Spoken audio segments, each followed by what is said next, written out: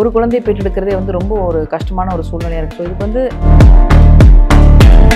ஸ்பெர்மாக இருந்தாலும் சரி, எக்காக இருந்தாலும் சரி, அந்த விஷயமே இன்றைக்கி வந்து பிரச்சனையாக இருக்குது. ஏன்னா இப்போ வந்து தாய்மார்கள் வீட்டில் செய்கிறவங்க எல்லாருமே வந்து பார்த்திங்கன்னா ஸோ காலைல ஒரு ஜாமு, ப்ரெட்டு, இல்லை நூடுல்ஸ் பேக்கெட்டு, இல்லை மதியானம் ஒரு ஃப்ரைட் ரைஸு, இல்லை நைட்டு ஒரு 2 பரோட்டா இப்படியே போயிட்டு இருந்துச்சுன்னா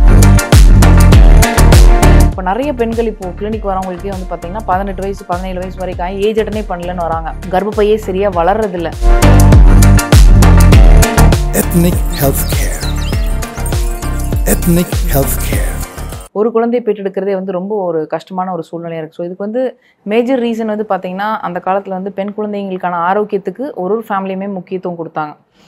இப்போ உதாரணத்துக்கு சின்ன வயசுலேருந்தே வந்து நல்லா ஊட்டச்சத்துக்கெல்லாம் கொடுக்கறதாகட்டும், அல்ல ஹீமோக்ளோபின் மெயின்டைன் பண்ணுறதுக்கு நல்லா இரும்பு சத்து, புரத சத்து கொடுக்குறது, அதே போல் நேச்சுரல் ஈஸ்ட்ரோஜன் ரிச் ஃபுட்ஸ் வந்து இயற்கையாகவே அவங்களோட உணவில் அமைஞ்சிருக்கு. இப்போ கருப்பு எள்ளு உருண்டை ஆகட்டும், நல்லெண்ணெய் ஊற்றி சாப்பிட்றது, வெந்தயக்களி கருப்பட்டி நல்லெண்ணெய் கொடுக்குறது, உளுந்துக்களி கருப்பட்டி நல்லெண்ணெய் கொடுக்குறது.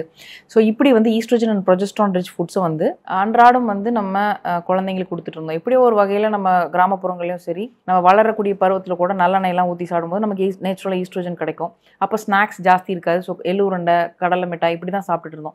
பட் இன்றைக்கி வந்து எதுவுமே சத்தே இல்லாத விஷயங்களை நம்ம சாப்பிட்றோம். பட் நம்ம என்ன இன்டேக் பண்ணுறோமோ அதுதானே ஃபைனலாக நமக்கு வந்து உயிரணுக்கெலாம் மாறுது. இப்போ பெண்களாக இருந்தாங்கன்னா புறநிதமாக மாறுது, ஆண்களாக இருந்தாங்கன்னா சுக்கிலமாக மாறுது. அப்போது என்ன உள்ளே போடுறோமோ ஃபைனலாக நம்ம கொடுக்குற எண்டு ப்ராடக்ட் தான் வந்து ஸ்பெர்மாக இருந்தாலும் சரி, எக்காக இருந்தாலும் சரி. பட் அந்த விஷயமே இன்றைக்கி வந்து பிரச்சனையாக இருக்குது. ஏன்னா இப்போ வந்து தாய்மார்கள் வீட்டில் செய்கிறவங்க எல்லாருமே வந்து பார்த்திங்கன்னா அவங்களும் ஒர்க் பண்ணுறாங்க. ஸோ 2 பேர் ஒர்க் பண்ணுற சூழ்நிலையில் வந்து ஃபாஸ்ட் ஃபுட்டுக்கு போயிடுறாங்க. ஸோ காலைல ஒரு ஜாமு, ப்ரெட்டு, இல்லை நூடுல்ஸ் பேக்கெட்டு, இல்லை மதியானம் ஒரு ஃப்ரைட் ரைஸு, இல்லை நைட்டு ஒரு 2 பரோட்டா இப்படியே போயிட்டு இருந்துச்சுன்னா இதில் நம்ம மைக்ரோ நியூட்ரியன்ஸ் சுத்தமாக கிடையாது. இப்போ நிறைய பெண்கள் இப்போது கிளினிக் வரவங்களுக்கே வந்து பார்த்திங்கன்னா 18 வயசு 17 வயசு வரைக்கும் ஏஜ் அட்டனே பண்ணலன்னு வராங்க. கர்ப்பப்பையே சரியாக வளர்றதில்ல. ஸோ ஒரு 3 சென்டிமீட்டர் 4 சென்டிமீட்டர் கூட 18 வயசு பொண்ணுக்கு வளர்றதில்ல. அப்போது சினை பையும் வந்து பார்த்திங்கன்னா ரொம்ப சுருக்கமாக இருக்குது. உள்ள இருக்கக்கூடிய முட்டைகள் வளர்ச்சி அளவுக்கு போதுமான ஊட்டச்சத்து கொடுக்கறதில்ல. ஸோ அதனால் வந்து பார்த்திங்கன்னா ஏஜ் அட்டனே பண்ணாமல் டிலே ஆகிட்டே போகுது. ஸோ அது மட்டும் இல்லாமல் ஏஜ் அட்டன் பண்ண பியூபர்ட்டி அட்டன் பண்ணவங்களே வந்து பார்த்திங்கன்னா ஒரு தடவை பீரியட்ஸ் வருது, அப்புறம் ஒரு வருஷம் ஆயும் பீரியட்ஸே வரலன்னு வராங்க. பார்த்தா நீர்க்கட்டி. ஸோ நீர்க்கட்டி அப்படிங்கிறது ஒரு மாதம் வளர்கிற முட்டை அந்தந்த மாதம் வெளியே வராமல் உள்ளே தேங்குது. எதனால் தேங்குதுன்னு பார்த்திங்கன்னா சுத்தமாக ஃபிசிக்கல் ஆக்டிவிட்டி கிடையாது. ஸோ இது எல்லா வீடியோவில் நிறைய பேர் பேசியிருக்காங்க. அம்மியில் அரைச்சாங்க, உருள் இடிக்கிறவில் இடித்தாங்க அப்படி இப்படின்ட்டு. பட் அட்லீஸ்ட் மாப் போடுறது இல்லாமல் நம்ம கீழே தொடச்சிட்டு இருந்தோம். ஏதோ ஒரு வகையில் வந்து பெண்கள் வந்து வீட்லேயே இருந்தாலும் வீட்லேயே எல்லா எக்ஸசைஸும் பண்ணுற மாதிரி தான் இருந்துச்சு. பட் இன்றைக்கி வந்து வெளியே போகிறாங்க, எல்லா ஆக்டிவிட்டீஸும் பண்ணக்கூடிய அளவுக்கு இருக்கான டைம் இல்லை. ஏன்னா எல்லாருமே வந்து ஐடி ஃபீல்டு, நைட் ஒர்க்கு இந்த மாதிரி போயிடுறாங்க. அப்போ ஃபிசிக்கல் ஆக்டிவிட்டியும் கிடையாது. அப்போ உள்ளே தேங்குது. ரத்த ஓட்டம் வந்து ஸ்பீடாக இல்லை. ஓவரிக்கும் கர்ப்பப்பைக்கும் நல்லபடியாக ரத்த ஓட்டம் போனால் தான் அங்கே இருக்கக்கூடிய முட்டைகள் வளர்ச்சி அடையும். போகிற ரத்தத்தில் சத்து இருக்கணும், அப்போ தான் அது வந்து வளர்ச்சி அடையும்.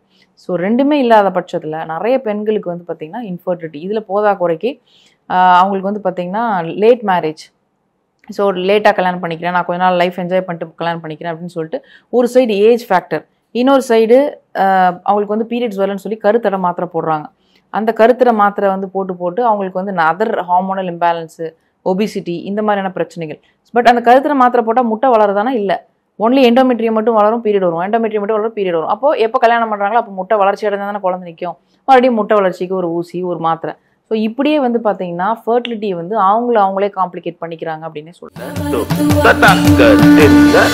சிவன் வழி வந்த மிகச்சிறந்த சித்த மருத்துவம்